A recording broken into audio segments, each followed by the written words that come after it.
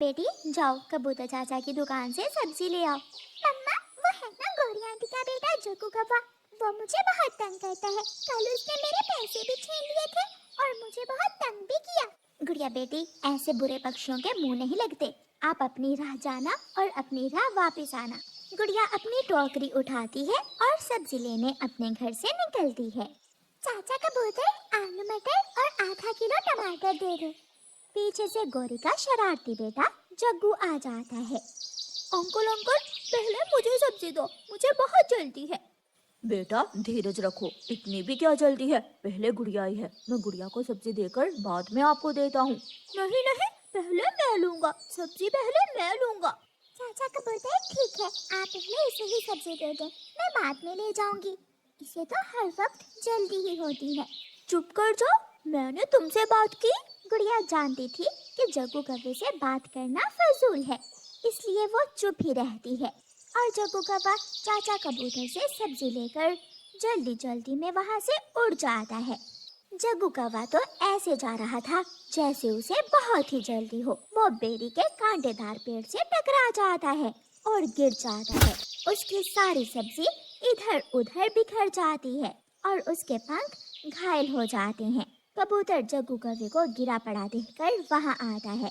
अरे ये तो घायल हो गया है। फिर कबूतर जग्गू को उसकी सब्जी वाली टोकरी में बिठाकर उसके घर छोड़ आता है।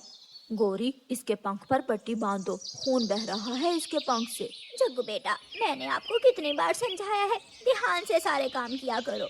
मम्मा, मैं पीछे देख रहा था, सामने बेरी का पेड़ था, मुझे पता ही नहीं चला कि कब मैं पेड़ से टकरा गया। फिर गौरी कौवी जग्गू के पंख पर पट्टी बांध देती है। गुड़िया बेटी, आप भी ना जहाँ जाती हो जाकर ही बैठ जाती हो। मम्मा, आज फिर वो जग्गू का बच्चा आ गया था। जब मेरी सब्जी लेने की बारी आई तो पीछे से आकर शोर मचाने लगा, मुझे जल्दी है, मुझे जल्दी है। तोता चिड़िया के घर आता है। चिड़िया चिड़िया, मैं अभी अभी गौरी कौवी के घर से आया हूँ, उसके बेटे का पंख घायल हो गया है, उसके पंख पर बेरी के कांटे चुभ गए हैं। मुझे इसी बात का डर था। मम्मा, वो बहुत जल्दी जल्दी में सारे काम करता है। फिर मम्मा चिड़िया और गुड़िया गौरी कौवी के घर जाती हैं। जग्गू बेटा, सारे काम थोड़े हौसले से और सोच समझ कर किया करो। जग्गू भाई, आप जितनी जल्दी में कबूतर चाचा की दुकान से निकले थे, मैं तो आपको देखकर ही डर रही थी। तुम चुप कर जाओ, मैं ऐसे ही करूँगा, तुम्हें क्या। जग्गू बेटा, गुड़िया बहन ठीक ही तो कह रही है, आप हर काम में बहुत जल्दी करते हो, इसलिए आपके पंख पर चोट आई है। कुछ दिनों बाद जग्गू का पंख ठीक हो जाता है और वो फिर से उड़ने लगता है। जग्गू अपनी मम्मा के साथ दाना लेने निकला था। चिड़िया भी अपनी बेटी गुड़िया के साथ दाने की खोज करती हुई गौरी कौवी और जग्गू के पास आती है। गौरी बहन, मुझे तोते ने बताया है कि आज पहाड़ों की दूसरी तरफ से दाना मिलेगा। तोता भी वहाँ से ही दाना लेकर आया है। पहाड़ों की दूसरी तरफ? वो जगह तो मैंने देखी हुई है। जग्गू ऐसे कहते हुए वहाँ से तेजी से उड़ जाता है। जग्गू, जग्गू बेटा रुक जाओ, आप अकेले मत जाओ, हमारे साथ जाओ बेटा। लेकिन जग्गू किसी की नहीं सुनता, वो तो भाग जाता है। रानो चिड़िया, उसकी बेटी गुड़िया और गौरी कौवी जग्गू के पीछे पीछे पहाड़ों की तरफ चले जाते हैं। जग्गू बहुत तेज तो बनता था, लेकिन उसे जंगल के रास्तों का अच्छी तरह मालूम नहीं था, इसलिए वो पहाड़ों की तरफ जाने की बजाय सागर की तरफ चला जाता है। मैं तो थक गया हूँ, ये पहाड़ कहाँ गए? शायद मैं गलत दिशा में आ गया हूँ। जग्गू काफी देर तक वहाँ उड़ता रहता है, उसे कुछ समझ नहीं आती कि वो कहाँ जाए। और फिर थक हार कर सागर किनारे बैठकर जग्गू रोने लग जाता है। चिड़िया बहन, यहाँ तो जग्गू नहीं है। जग्गू, जग्गू बेटा, आप कहाँ हो?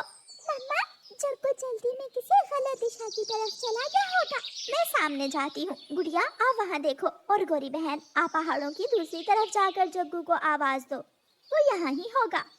फिर वो सब अलग अलग दिशा में जग्गू की खोज करते हैं।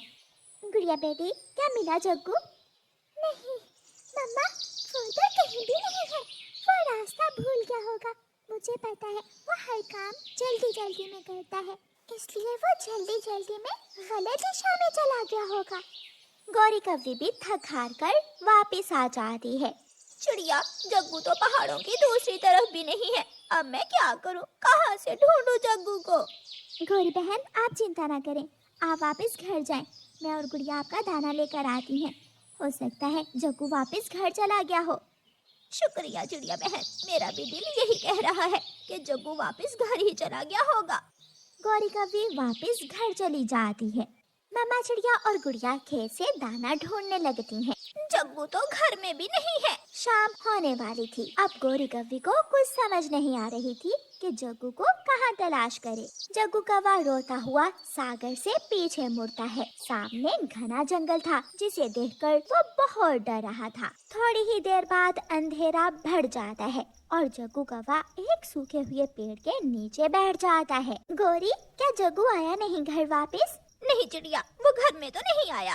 मम्मा, मैं घर से अपनी लालटेन उठा कर लाती हूँ और गौरी आंटी के साथ जग्गू को ढूंढने जाती हूँ। हाँ बेटी, हो सकता है जग्गू सागर की तरफ चला गया हो। फिर मम्मा चिड़िया और गुड़िया घर जाती हैं। गुड़िया बेटी, अगर जग्गू सागर की तरफ ना हुआ तो नदी के पास जाना या फिर झरने की तरफ जाकर भी देख लेना। ठीक है मम्मा, मैं जाती हूँ। फिर गुड़िया अपनी लालटेन उठाकर गौरी कव्वी के घर जाती है और गौरी आंटी के साथ घर से निकलती है। वो दोनों सीधी झरने पर जाती हैं। जग्गू, जग्गू बेटा, कहाँ हो? जग्गू बेटा। आंटी, आप यहाँ बैठे, मैं जग्गू को थोड़ा और आगे देख कर आती हूँ। ध्यान से जाना मेरी बेटी, मैं यहाँ बैठकर इंतजार करती हूँ आपका। फिर गुड़िया उड़ती हुई सागर की तरफ चली जाती है।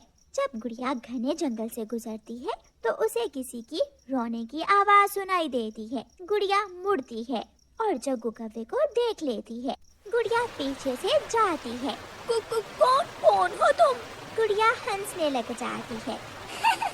आप यहाँ बैठकर रो रहे हो। अगर हमारे साथ जाते तो आपके साथ ये सब न होता। जल्दी चलो, आपकी मम्मा बहुत परेशान है। गुड़िया, मैं बहुत शर्मिंदा हूँ। आपने सच कहा, मैं जल्दी में गलत दिशा में चला गया था। मुझे ऐसा नहीं करना चाहिए था। फिर गुड़िया जग्गू को लेकर वापस उड़ती है। आगे आगे गुड़िया और पीछे पीछे जग्गू कौवा। गौरी कव्वी अपने बेटे को देखकर बहुत खुश होती है।